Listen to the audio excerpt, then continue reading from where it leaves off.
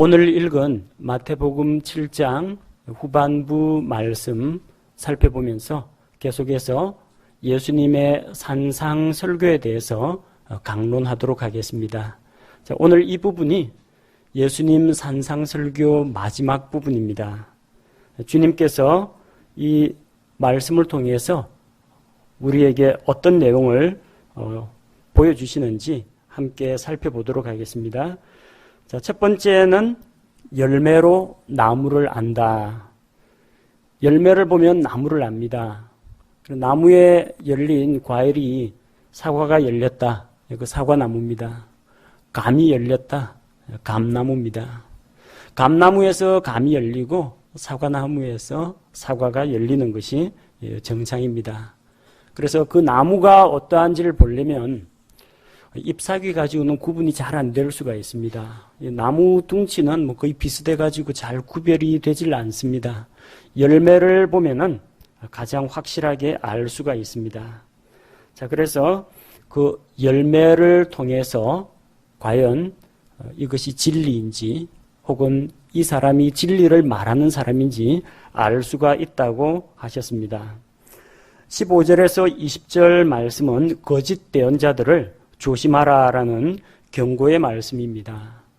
거짓 대언자들이 어떻게 나옵니까? 양의 옷을 입고 나온다고 했습니다. 그런데 그 속은 약탈하는 일이라고 했습니다. 그래서 양가죽을 쓴 늑대라는 겁니다. 가죽만 보면 안 되고 안에 있는 본질을 볼 수 있어야 합니다. 거짓 대언자들은 처음부터 흉악한 이리의 모습으로 나오진 않습니다. 나올 때는 상당히 예의 바르고 신사적이고 또 뭔가 도덕적으로 훌륭한 사람인 것처럼 하고 꾸미고 나옵니다. 거짓 대언자는 거짓을 말합니다. 그러나 거짓 대언자가 처음부터 끝까지 전부 다 거짓말만 늘어놓지는 않습니다. 처음부터 끝까지 다 거짓말을 하면 사람들은 그가 거짓말장이라는 걸 금방 알아차리게 됩니다. 그래서 처음에 나올 때는 바른 것을 이야기합니다. 성경과 일치하는 것을 이야기합니다.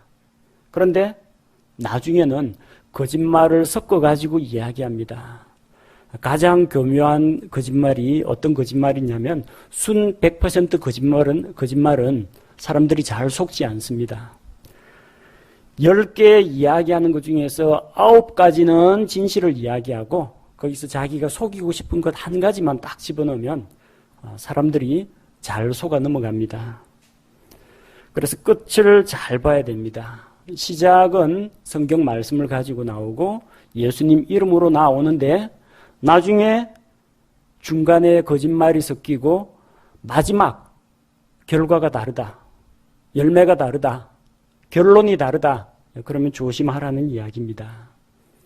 처음에는 예수 그리스도를 믿어야 구원받는다. 이단들도 그런 식으로 이야기합니다. 접근할 때만. 나중에 보면은 자기들의 사이비 이단 교주가 예수님이다. 내가 곧 하나님이다. 이런 식으로 가르칩니다. 시작은 양과 같은 모습으로 나오지만 나중에는 흉악한 이리의 본색을 드러낸다는 겁니다. 자, 그래서 이런 거짓 대언자들은 열매를 보면 그들을 알 수가 있습니다. 16절에서 20절 그들의 열매를 잘 살펴보라는 겁니다. 16절에서 너희가 그들의 열매로 그들을 알리니 이런 말씀이 기록되어 있죠. 20절에 똑같습니다. 그러므로 너희가 그들의 열매로 그들을 알리라. 16절과 20절 머리 부분하고 꼬리 부분이 똑같습니다. 그래서 이런 문장 표현을 가리켜서 수미상관식, 머리하고 꼬리가 서로 관련되어 있고 서로 호응을 한다는 겁니다. 그래서 그 안에 있는 내용을 잘 보셔야 됩니다. 열매를 잘 보라고 했는데 어떻게 살펴볼 것이냐. 16절에 가시나무 엉겅퀴 이야기가 나오죠. 가시나무에는 포도가 열리지 않습니다. 엉겅퀴에는 무화과가 열리지 않습니다. 좋은 나무가 좋은 열매를 맺습니다. 가시나무에는 가시가 나오는 게 정상이고요. 그리고 포도나무에서 포도가 열리는 것이 정상입니다. 변질된 나무는 나쁜 열매를 맺게 됩니다. 좋은 나무가 나쁜 열매를 맺는 법도 없고 변질된 나무가 좋은 열매를 맺지도 못한다는 것입니다. 그 본성을 거스를 수가 없다는 걸 이야기합니다. 가시나무 엉겅퀴, 우리 창세기 3장 18절 강론할 때 살펴보았습니다. 아담의 죄로 인해서 땅은 저주를 받아서 땅에서는 가시와 엉겅퀴가 난다고 했습니다. 죄로 인해서 저주받은 땅의 모습이 가시나무와 엉겅퀴입니다.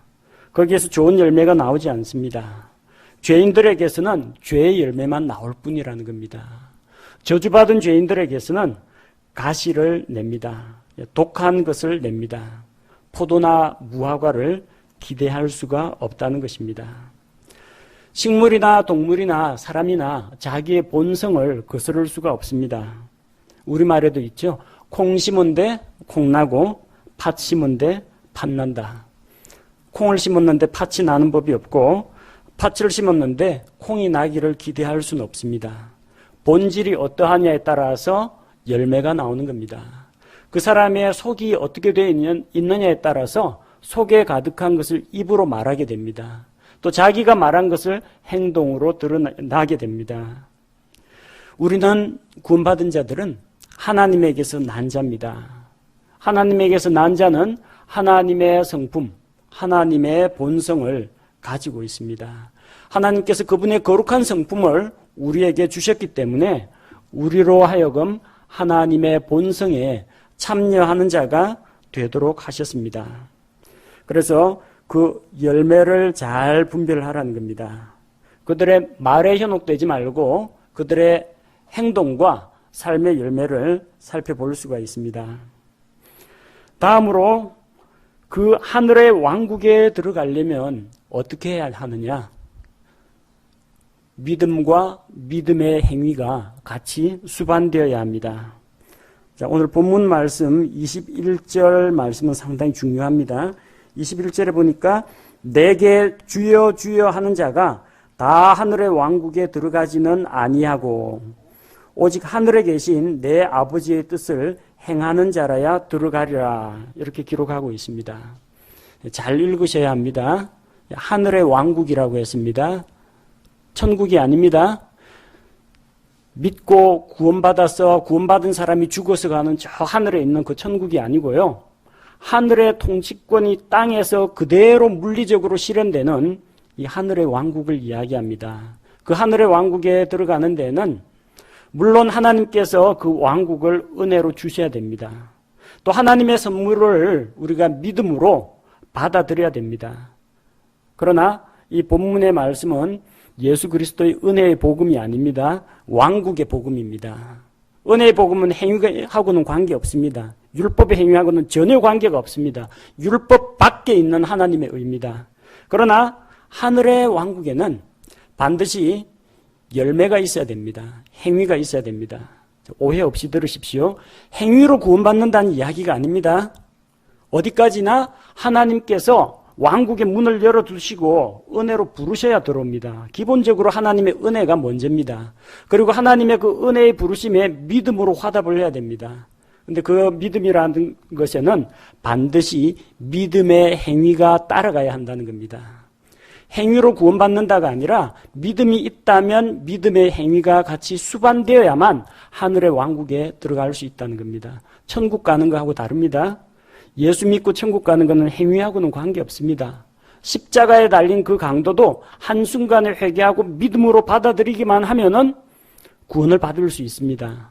자, 그러나 지금 본문에서 이야기하는 것은 죄에서 구원받아서 지옥의 형벌로부터 구원받아 하늘나라 가는 걸 이야기하는 것이 아닙니다. 지상 왕국에 왕께서 오셔서 이 땅에 메시아 왕국을 세울 때 그 왕국에 몸을 입고 들어가서 그 지상 왕국의 복을 누리는 것을 이야기합니다. 개혁성경에 하늘에 계신 내 아버지의 뜻을 행해야 천국에 들어간다라고 되어 있습니다. 천국으로 번역되어 있다 보니까 이거 설교하는 분들이 전부 다 여기서 넘어집니다. 믿음만 가지고는 안 된다. 하나님의 뜻을 행해야 된다. 주의 종의 말에 순종을 해야 된다. 바르게 살아야 한다. 바르게 살고 순종도 중요하죠. 근데 마치 그것이 구원의 조건인 것처럼 만들어버린다는 겁니다. 사람이 행위로 구원받아 천국에 들어간다는 행위 구원 교리로 빠질 수가 있기 때문에 우리는 본문 말씀에 주의해야 합니다. 하늘의 왕국에 들어가려면 어떻게 해야 됩니까? 우리 앞서 이미 마태복음 3장에서 충분히 살펴보았습니다. 회개하라, 하늘의 왕국이 가까이 왔다. 회개를 해야 됩니다. 그런데 그 회개가 입으로만 회개한다라고 하면 안 되고 뭐가 있어야 돼요? 회개의 열매를 보여야 합니다. 자, 관념적인 회개가 아닙니다. 입술로만의 회개가 아닙니다. 회개의 열매가 있어야 합니다. 구체적으로 침례자 요한이 무엇을 제시했습니까? 너희 가운데 옷이 2벌 있는 자는 1벌은 가난한 사람에게 나눠줘라. 너희 세리들은 실제로 정해진 것보다 더 올려가지고 과도하게 세금 징수하지 말라. 너희 군사들은 로마 군병들이죠. 백성들에게 폭력을 행사하지 말고 자기가 받는 급여를 족한 줄로 알라. 이것이 구체적인 삶의 변화입니다. 회개했다라면은 이런 회개의 열매가 따라야 한다는 이야기입니다. 물론 유대인들이 왕과 왕국을 거부했기 때문에 예수님 지상사역 하실 그 당시에는 그들에게 왕국을 주실 수가 없었습니다. 그래서 하늘의 왕국은 잠정적으로 연기되어 있습니다. 취소된 건 아닙니다. 하나님의 말씀은 취소되는 법이 없습니다. 다시 그들에게 기회를 주십니다. 신약교회가 휴거가 되고 이 땅에 7년 환란기가 닥칠 때 왕을 받아들이지 않았던 구세주 예수 그리스도를 받아들이지 않았던 유대인들은 환란을 통해서 다시 하나님께로 돌아오게 됩니다. 그래서 그런 환란기 성도들은 천년왕국에 들어가려면 반드시 믿음과 함께 믿음의 행위가 동반되어야 합니다. 관념적으로 내가 믿는다라고 하는 것이 아니고요. 또 내가 주님을 받아들입니다 하는 이 의지적 결단뿐만이 아니라 믿음의 행위가 있어야 됩니다. 행위 구원이 아닙니다. 믿음 플러스 행위가 아니고 믿음과 믿음에서 나오는 열매로서의 행위가 있어야 한다는 이야기입니다. 그래서 요한계시록에 보면은 성도들의 인내가 여기 있나니, 신약교회 성도가 아니라 환란기 성도들입니다. 환란기 성도들은 무엇이 필요하냐면은 그들은 예수 그리스도의 말씀, 그 계명을 지켜야 됩니다. 예수 그리스도에 대한 믿음과 함께 그분의 명령을 지켜야만 천년왕국에 들어갈 수가 있습니다. 구체적으로 예수 그리스도를 믿는다면 적그리스도는 믿으면 안 됩니다. 적그리스도에게 경배하면 안 됩니다. 적그리스도에게 경배를 거부해야 되고 짐승의 표를 받지 말아야 하며, 또한 그 유대인들은 유대인들의 율법을 지켜야 하고, 또 이방인들은 핍박받는 유대인들을 보호해주고 숨겨주는 이런 믿음의 행위가 수반이 되어야만 왕국에 들어갈 수 있다는 겁니다. 자, 이것은 신약교회 성도들 들으라고 하신 말씀이 아닙니다. 지금 여기는 교회가 나오지 않습니다. 예수님 아직 십자가에 달려 피 흘리지도 않았습니다. 아직 신약교회가 나오기 이전입니다. 유대인들에게 하시는 말씀입니다. 그래서 이 마태복음 안에 있는 말씀 가운데 이게 유대인에게 하시는 이야기인지 예수 그리스도의 십자가의 보혈의 피로 구속받은 신약교회 성도들에게 하시는 말씀인지 우리가 잘 분별할 필요가 있습니다. 22절에 입으로만 주여 주여 하는 그런 사람들이 있습니다. 실제로 믿음도 없고 믿음이 있으면 믿음의 행위가 나와야 하는데 믿음의 행위의 열매도 없는 그런 사람들이 있습니다. 그날에 많은 사람들이 주여 주여 우리가 주의 이름으로 대언하지 아니하였나이까. 제가 대언을 했습니다. 주의 이름으로 마귀들을 내쫓았습니다. 주의 이름으로 놀라운 일, 기적을 행했습니다. 이런 사람들이 나온다는 겁니다. 대언을 하고 마귀들을 쫓아내고 놀라운 일을 했다. 그걸로 주님께서 알아주시고 인정해 주지 않습니다. 악한 영이 들려도 대언은 합니다. 사무엘상 18장 10절에 보니까 하나님의 영께서 사울을 떠났습니다. 사울 왕을 떠났습니다. 악한 영이 그를 지배했습니다. 악한 영이 사울에게 임하니까 사울이 대언을 했다고 합니다. 대언한다고 해서 전부 다 하나님의 사람은 아닙니다. 마가복음 6장 7절에서 13절 보면은 예수님께서 12제자들을 부르시고 그들에게 병을 고치고 마귀들을 내쫓는 권세를 주었습니다. 12제자입니다. 12제자면 가룟 유다 포함입니다. 가룟 유다도 마귀 쫓는 권세 있었습니까? 예수님께서 주셨기 때문에 마귀 쫓는 일 했을 겁니다. 예수님을 안 믿는 자들 역시 이런 능력을 얼마든지 행할 수 있다는 겁니다. 또한 예수님에게서 능력을 받지 않고 마귀들도 이거하고 비슷한 흉내내는 그런 일들을 할 수가 있습니다. 마귀들도 병 고치는 그런 일들을 할 수가 있습니다. 초자연적이고 신비현상 같은 것들을 얼마든지 만들어낼 수가 있습니다. 그러나 주님께서는 무엇을 말씀하십니까? 23절에 그때 내가 그들에게 밝히 말하되 내가 너희를 결코 알지 못하였노라. 내가 너희를 알지 못하노라. 이렇게 돼 있지 않습니다. 시제를 잘 보셔야 됩니다. 내가 너희를 알지 못하노라 하면 예수님 분명히 나 아신다고 했는데 이제 와서 모른 척한다. 이런 식으로 읽을 수가 있습니다. 내가 결코 너희를 알지 못하였노라. I never. 한 번도 나는 너희들을 알았던 적이 없다는 이야기입니다. 예수님 잘 믿었는데 믿음에서 떨어지거나 행위가 부실하거나 그렇게 해서 예수님이 외면하는 것이 아니고요. 그런 사람은 한 번도 예수님이 아신 적이 없다는 이야기입니다. 나는 너를 알았던 적이 한 번도 없다라는 겁니다. 나와 무관하다는 겁니다. 애초부터 불신자입니다. 주님의 이름을 사용해서 대언도 하고 마귀들을 내쫓고 병을 고치는데 한 번도 주님께서 그를 알아주신 적이 없는 사람이 있습니다. 대표적인 사람이 가룟 유다입니다. 예수님하고 3년 반 동안 같이 제자 훈련 받으면서 따라다녔지만 요한복음 6장 64절에서는 예수님 제자 중에 처음부터 믿지 않는 자가 있다고 했습니다. 가룟 유다는 애초부터 주님을 한 번도 믿었던 적이 없습니다. 가룟 유다는 예수님을 한 번도 주님이라고 부른 적이 없습니다. 선생님하고 메스터라고만 불렀지 로드 주님이라고 부른 적이 없습니다. 그에게는 신앙이 없었습니다. 그런 활동을 했다고 해서 인정받는 것이 아닙니다. 신비현상을 경험했다. 그것이 구원받은 증거는 될 수가 없습니다. 여기 주님께서 내가 너희를 알지 못하였노라 이렇게 말씀하신 대상은 주님을 믿었다가 죄를 지어서 구원에서 떨어진 자들이 아니라 애초부터 한 번도 주님을 믿은 적이 없고 구원받은 적도 없던 자들입니다. 주님께서는 그들에게 말씀하십니다. 불법을 행하는 자들아. 대언도 했고 마귀를 내쫓기도 했고 그리고 놀라운 일들을 행하기도 했는데 예수님은 그걸 뭐라고 합니까? 불법을 행했다는 겁니다. 불법을. 주님을 안 믿으면서 주님의 이름으로 능력을 행하는 것은 불법이라는 이야기입니다.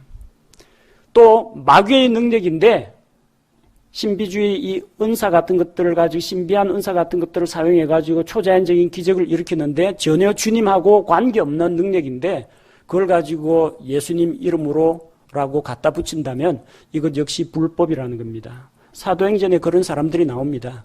사도 바울이 예수 그리스도의 이름으로 마귀를 내쫓고 병을 고치는 걸 보고 유대인 제사장 스게와라는 사람의 그 아들 7명이 예수님을 믿지도 않으면서 예수님 이름을 사칭해가지고 그것도 나의 주 예수님 이름 말은 못하니까 내가 바울이 전하는 그 예수의 이름을 빌어서 너희에게 명령한다. 어디 먹힙니까? 안 먹힙니다. 어둠의 세력들이 비웃습니다. 물론 마귀가 사람들을 속여 넘기기 위해서는 쇼를 하는 그런 경우도 있겠지만 사도행전에 나온 그 기사를 읽어보면 오히려 마귀 들린 자가 그들을 제압하여 이겼다고 했습니다. 예수님 믿지도 않으면서 예수님 이름을 사칭해가지고 신기한 일들을 행하는 것은 불법을 행하는 자들에 해당됩니다. 그래서 그 불법을 행하는 자들은 주님께서 뭐라고 하셨습니까? 너희는 내게서 떠나라 하리라. 그날이 언제입니까? 이 땅에 주님의 지상 왕국이 세워지는 그때에 너희는 나를 떠나라. 내 왕국 백성이 아니라는 겁니다. 주님에게서 떠나면 어디로 갑니까? 마태복음 25장 41절에 저주를 받은 자들아 너희는 내게서 떠나 마귀와 그의 천사들을 위하여 예비된 영존하는 불에 들어가라. 꺼지지 않는 불 속으로 들어가라는 이야기입니다. 단순히 주님께서 모르는 척하는 것이 아니고요. 한 번도 주님을 알았던 적이 없고 그들도 주님을 알았던 적이 없고 주님께서도 그들을 자기 백성, 자기의 성도로 알았던 적이 없는 자들입니다. 자, 이런 자들은 영원한 불 속으로 들어가게 된다는 겁니다.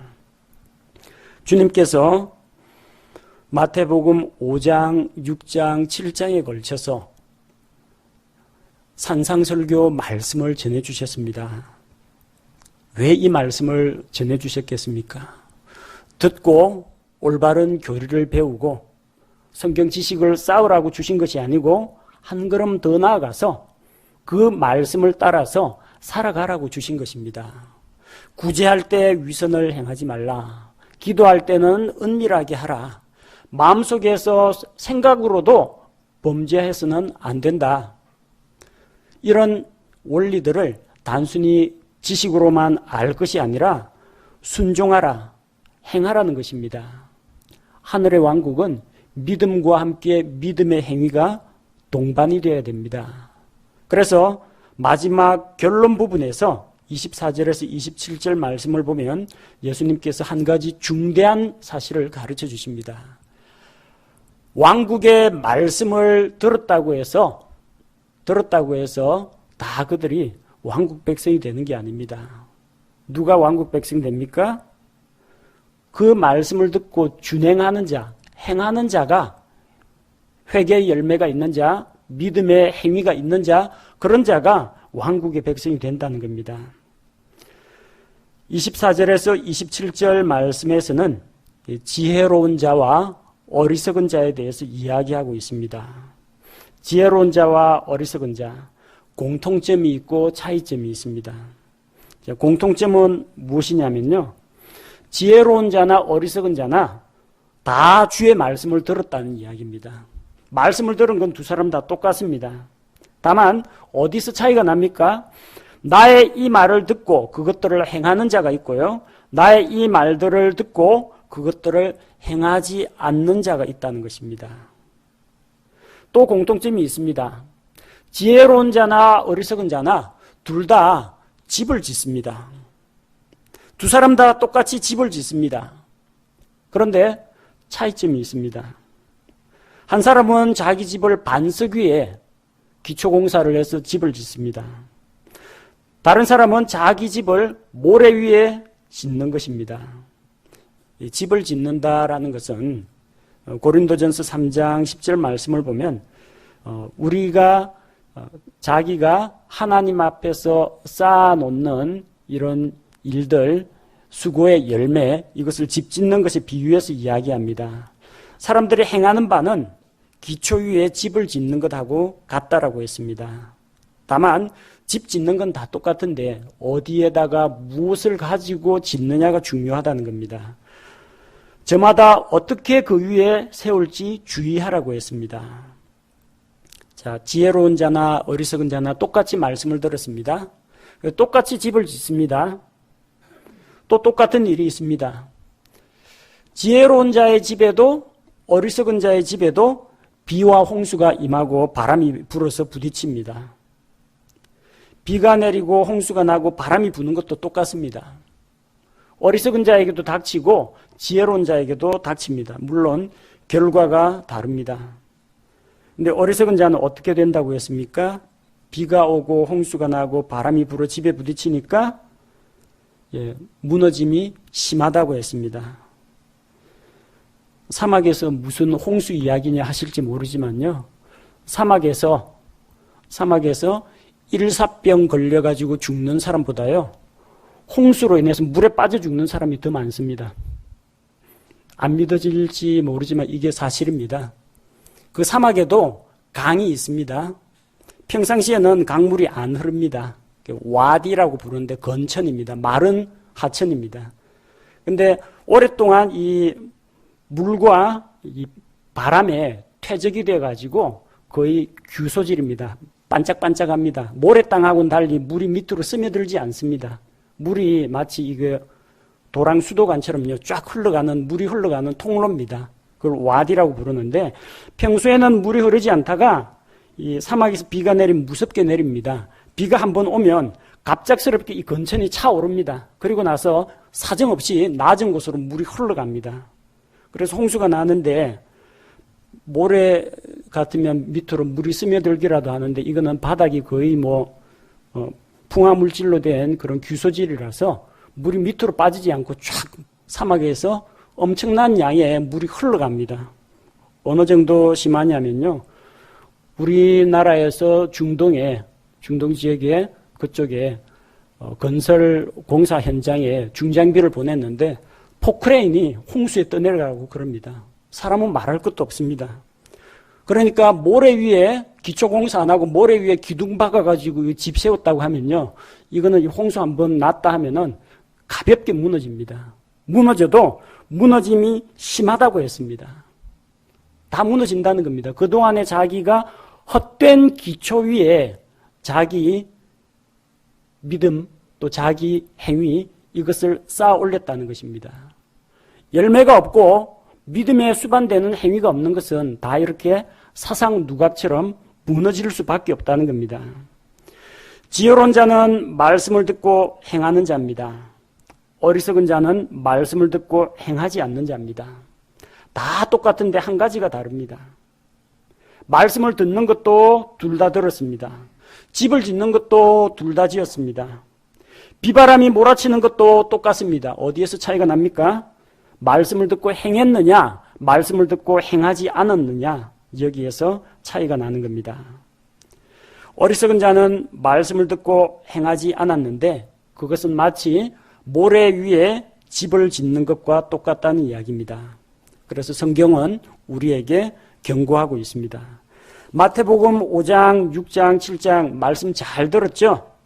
말씀을 듣기만 하면 안 된다는 거예요. 듣고 행해야 한다는 것입니다. 야고보서가 믿음과 믿음의 행위에 대해서 보여주는 책입니다. 야고보서 1장 22절, 25절 말씀을 보면 오직 너희는 말씀을 행하는 자가 되고 듣기만 하여 너희 자신을 속이는 자가 되지 말라. 누구든지 자유롭게 하는 완전한 법을 들여다보며 그 안에 거하는 자는 듣고 잊어버리는 자가 아니요 그 일을 행하는 자니 이 사람은 자기가 행하는 일에서 복을 받으리라. 말씀을 듣기만 하지 말고 행하는 것이 중요합니다. 많이 아는 것 좋은 일입니다. 그러나 아는 만큼 순종하는 것은 그보다 훨씬 더 중요한 일입니다. 28절, 29절 이제 예수님께서 이 말씀들을 다 마치셨습니다. 그러자 사람들이 그분의 교리에 깜짝 놀랐다고 했습니다. 예수님은 산상설교를 통해서 훈화 말씀이나 덕담을 하신 것이 아닙니다.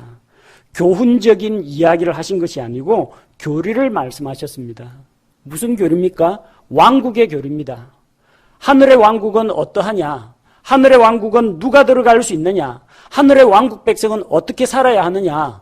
왕국의 교리를 말씀하신 겁니다. 그 교리를 듣고 깜짝 놀랐습니다.